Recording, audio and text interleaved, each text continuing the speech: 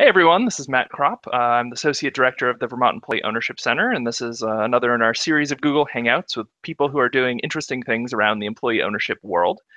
Today we'll be talking with Certified Employee Owned, which is a sort of new initiative looking at labeling of kind of employee-owned companies, specifically highlighting the employee-owned aspect to it.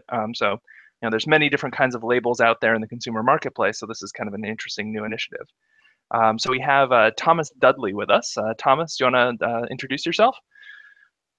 Yeah, hi everyone. I'm Thomas Dudley. I'm the co-founder and CEO of Certified Employee Owned. Been thinking about employee ownership for about 5 or 6 years now, really coming at this from an academic perspective.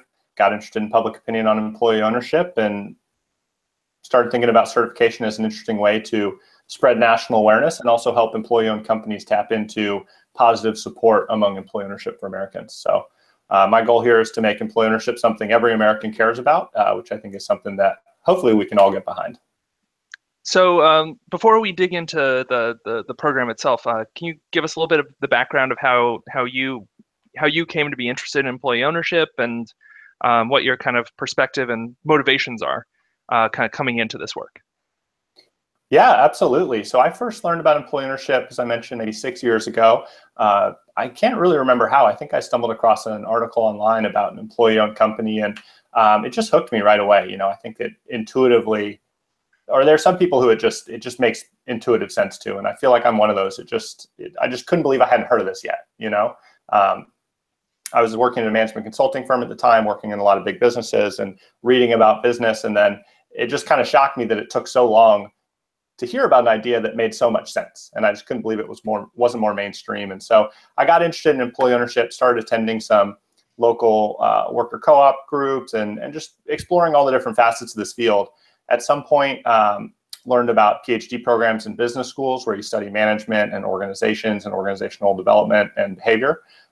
Seemed to mesh with my interest in employee ownership and a few other interests I had at the time. So applied to some schools, got into a program at Stanford in the business school.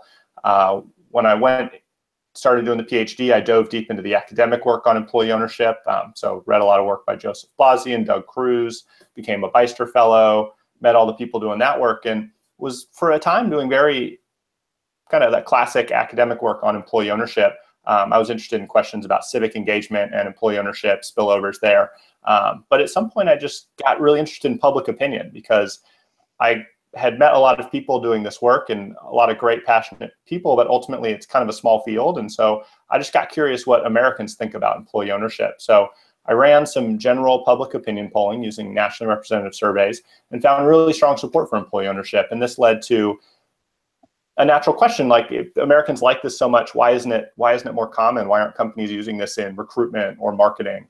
And so talking about that with a close friend led to this idea of the certification program as a way to both like a fair trade or an organic and make this something every American knows about. When you step back and think about fair trade, I think everyone knows about that. And they got there by putting this logo on bags of coffee, right? Just one vertical in one consumer segment of the world, and everyone in America knows about it. So that's pretty remarkable when we think about what we could achieve with employee ownership, where, there are coffee manufacturers, they're everything in the grocery store, basically, the grocery store itself, trucks driving around town, B2B companies. I mean, there's just there's so many things involved in the employee ownership world. It seems like with this reach, we could make this something everyone knows about.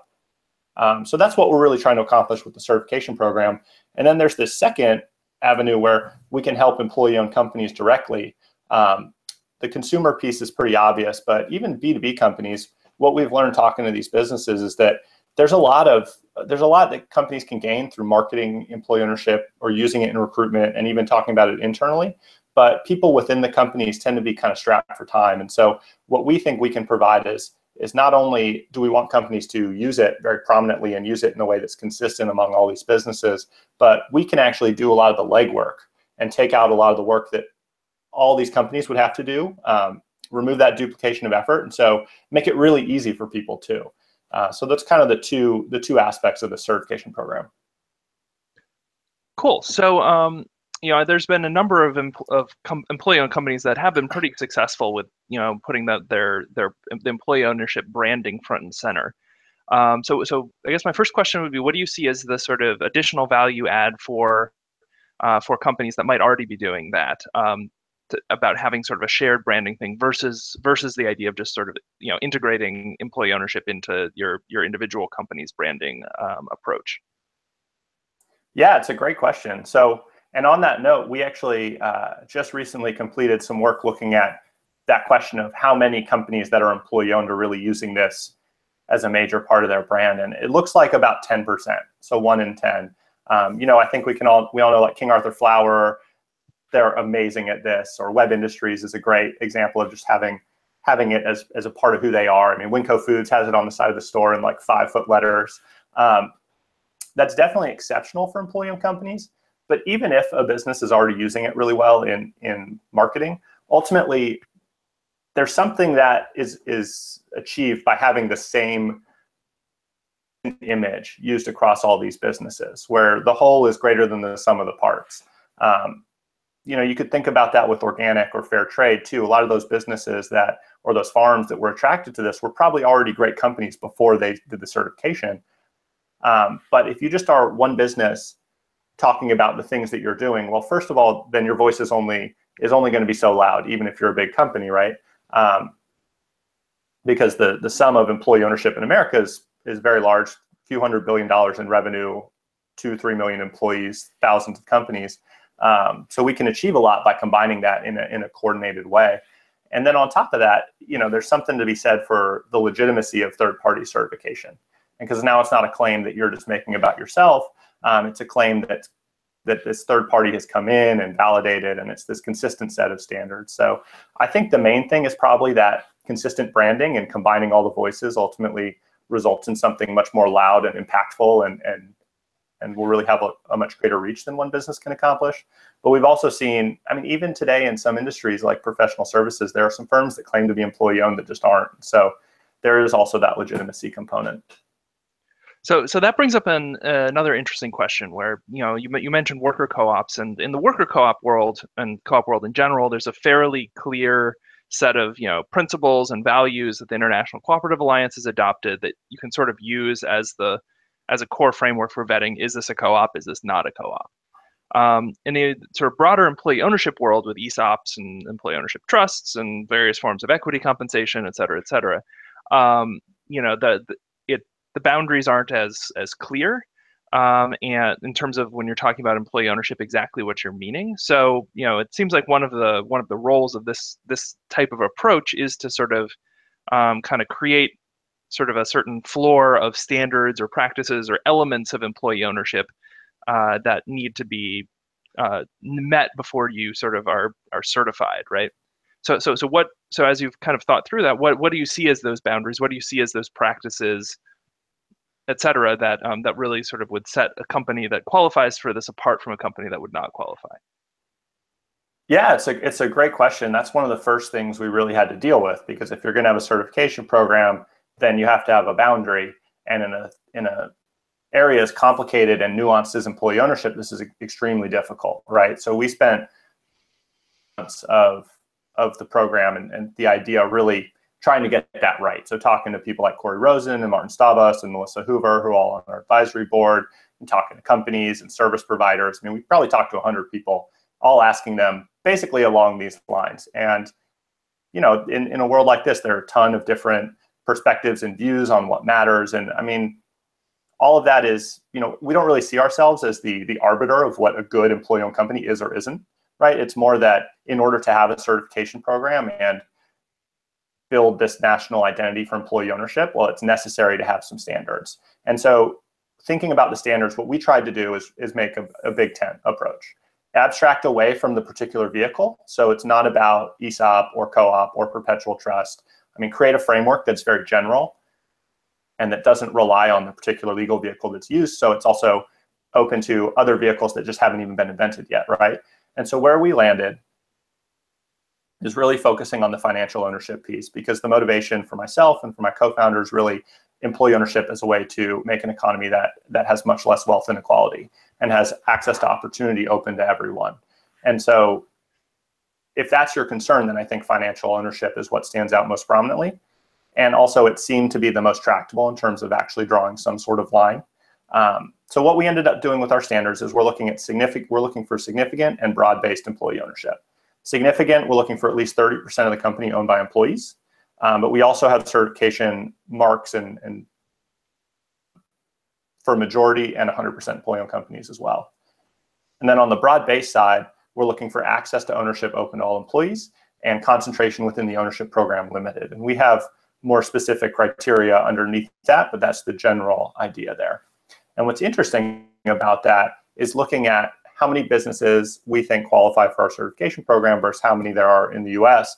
Less than half of 1% of US businesses, 3% employee-owned, which is pretty shocking when you think about it. So we feel like the certification standards that we've set, even though, you know, a worker co-op may be like, well, we're 100% employee-owned, we have democratic governance, we have this culture, like, why just 30%? When you zoom out to the American economy, it's like, you know, it's not that many businesses that really qualify for this. So then, you know, you've created these boundaries, and in terms of the impact you hope to achieve with this. So, you know, you start to have companies come in, you start building this sort of shared branding. Do you sort of aspire to have this kind of membership in this or participation in this program, creating certain links or community connections between these companies, as well as being kind of an outward-facing kind of branding thing, or like what sorts of impacts are you sort of like aiming for in the medium to long term as this scales?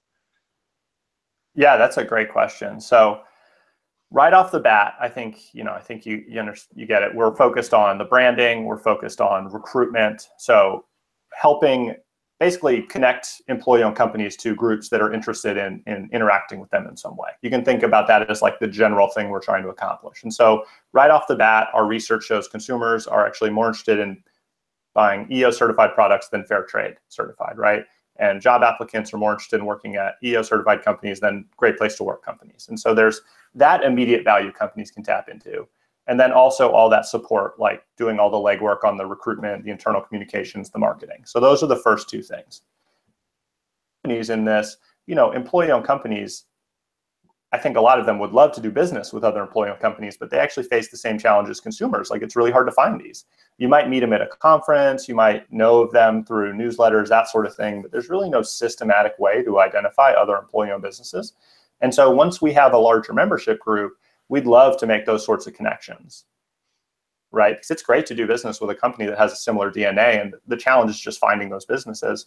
But there are a lot of employee-owned companies out there that serve other businesses, do printing services, marketing, advertising, staffing, I mean, really anything. And so we see a big role there in making those connections. And then also helping group people on industry or that would have similar issues focused on communicating employee ownership.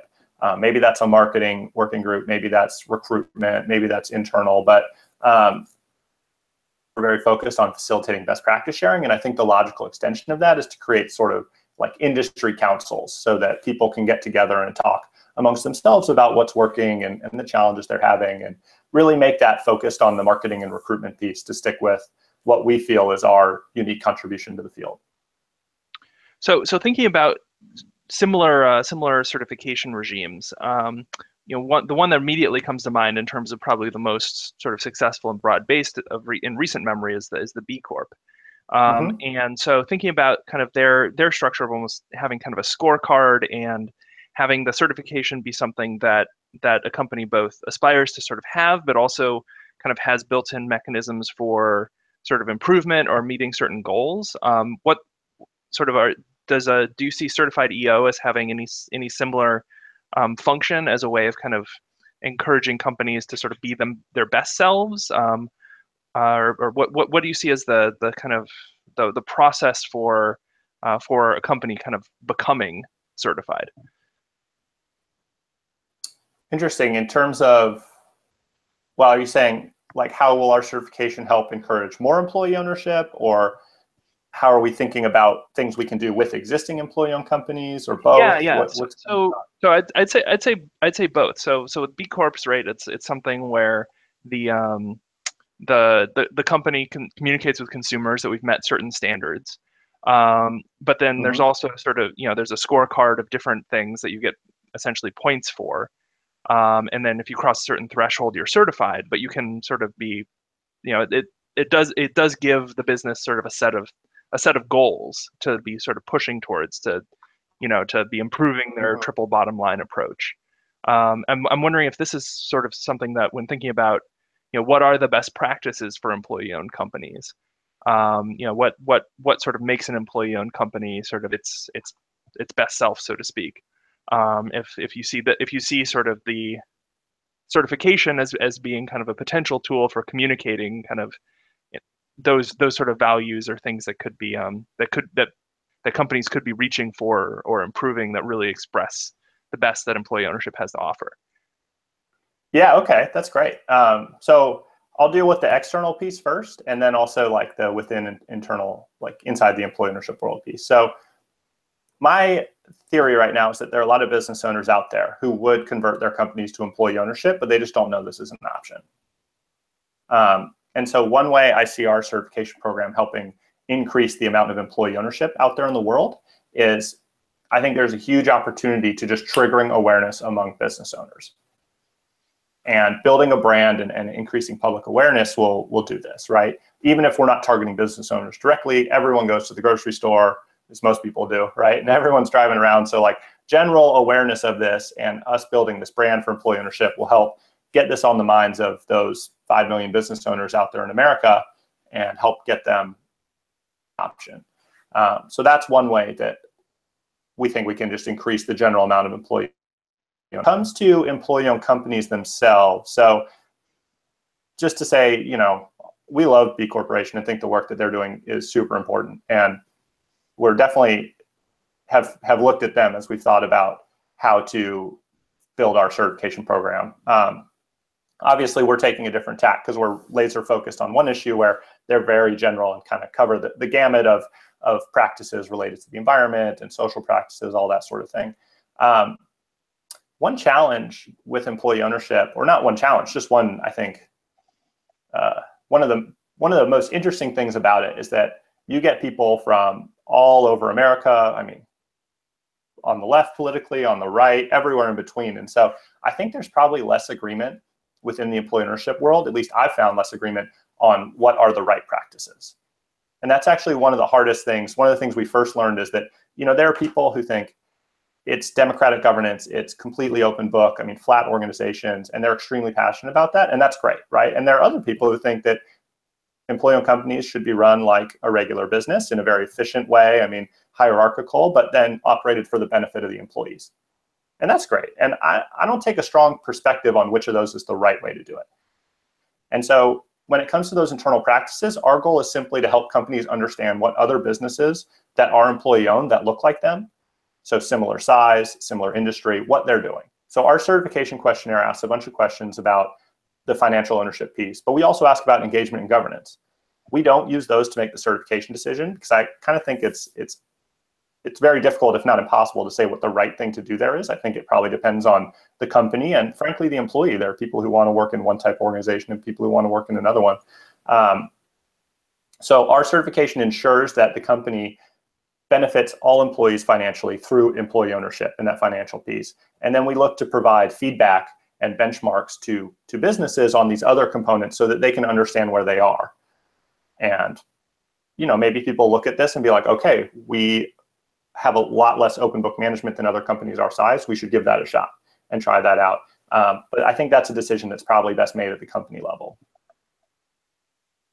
So then, so that's a really good point about the sort of diversity of practices and sort of what works in one place doesn't work in another, or there's a lot of opportunity for experimentation. So do you see this as kind of as you sort of collect these practices and get a sense of what is being done out there, that this community you're building around the certified employee ownership brand might be something through which a lot of kind of the sharing of practices and sharing of experience can happen? Yeah, absolutely. I think that experimentation and sharing of experiences is right where we're at. Yeah, that's right. And that's the sort of thing we're hoping to to create. And I mean, we're looking to do that in a way that to the other efforts going on in that direction, right? So that's why we focus so heavily on the basically the communication aspects of this, the recruitment, the marketing, the internal communications, insofar as it's about how we understand things that people think about employee ownership and how to message it and how to use those things. Because we want to make sure that we're doing work that's complementary to the NCEO, the ESOP Association, the U.S. Federation of Worker Co-ops, and those other things. So when it comes to those organizational practices, a lot of information that we feel like is going to be novel and not something that people have a great understanding on. I don't know if there's a database where you can go look at and what they're doing in terms of engagement and governance, right? But we're hoping to make a public score, or not score, but like a public categorization for all the members in our program based on the information we gather from the questionnaire.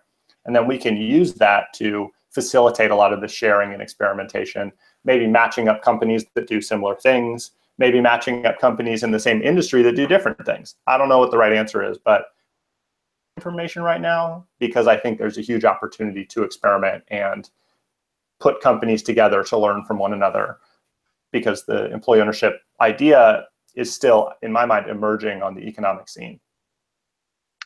So, you've kind of got this starting to roll, getting the word out. So what's the current status of the project, and sort of what's in the pipeline for between now and the end of the year, in terms of what your goals are and how the development is going and all that kind of more operational stuff. Sure. Yeah. So as I mentioned, we started the program early 2016, spent that first year in development, a lot of development. Then towards the end of the year, started recruiting the founding members of the program. As of today, we have 28 founding members, and we're actually doing our launch in a month, on September 5th. So right now, Kramer and I are spending a lot of time getting ready for launch, and then, of course, working with existing members to both implement the tools we've built so far, implement the brand, and then learn a lot from their feedback, right? So right now, 2016 was like develop the idea, right? And 2017 has been about get those initial members in, use what we built in 2016, put that into practice, and then learn from that and move things forward with these companies that have joined us early and understand the idea and are really excited to put this into action. And so looking forward, we're going to launch on September 5th, go get this out there in the media a little bit, get some social, build a video, or making a video that we can then promote. So continue getting the word out, let's say, continue recruiting some of these initial members, and then we'll be at all the conferences as well. So we'll be pretty busy in October and November, just letting people, basically showing people what we've learned over the past year, working with our founding members. So that'll be what we'll do in there. And then, of course, ongoing recruitment in terms of finding companies that we think could benefit from being a member and would be good partners in making this something that every American cares about. Great. So just kind of thinking about for folks who are interested in learning more and getting involved, are there what's the best way to reach out, and are there any kind of events upcoming in New England that'll be a chance to kind of for folks in our region to put heads together about this? Yeah, so the best way to reach out, if you want to learn more, you can go to our website, certifiedeo.com. If you want to just get in touch with me, you can email me. I'm thomas@certifiedeo.com. So anyone who wants to email and just get introduced, we can hop on the phone, or I can send you some more information. I mean, really whatever's helpful. I don't know if we have any events coming up in New England off the top of my head. I know we'll obviously be at the NCEO, ESOP Association Conference in Las Vegas, the NCEO Fall Forum, which I think is down in Tampa. We'll be at the Mid-Atlantic Conference as well. I don't know if we're making it up to the Northeast. We materials for the Vermont Employee Ownership Center Conference, but unfortunately we weren't able to make it because I actually just recently got married and we had some wedding-related events that conflicted. Otherwise, we would have been there. But you gotta you can't. Some things you just can't. So unfortunately, we'll have to wait till next year to be at the VEOC Vermont conference. But great. Well, so any final thoughts, observations, things left unsaid before we wrap up? I mean, I guess the final thing for us really is that we're just, I mean, this is such a great community, and the things people are doing in these companies are so important and so exciting and just so right for this moment in America that I mean, everything that we're doing is based on sharing the awesome things that happen in employee ownership with the world, right? That's what we are. We're like a conduit. America understand that this is a real thing. This is viable. This helps working people. This is like some way we could legitimately organize the entire American economy this way. And I think one of the major paths to getting there is to help every American and why this matters so much. And first to know that this is a thing, then to help connect them with real living examples of great employee-owned companies. So that's what we're trying to do. And hopefully this resonates with a lot of people out there. Awesome. Well, thanks for taking the time to chat about this. And for folks interested in learning more, again, you can visit the Certified EO website, and we'll be this video will be on our YouTube channel, which has a number of employee ownership related things on it. So if you want to go down the rabbit hole, that's a fun one to do so on. So thank you very much, and we'll look forward to continuing to follow the progress of this project. Great, thanks for having me. It was great chatting.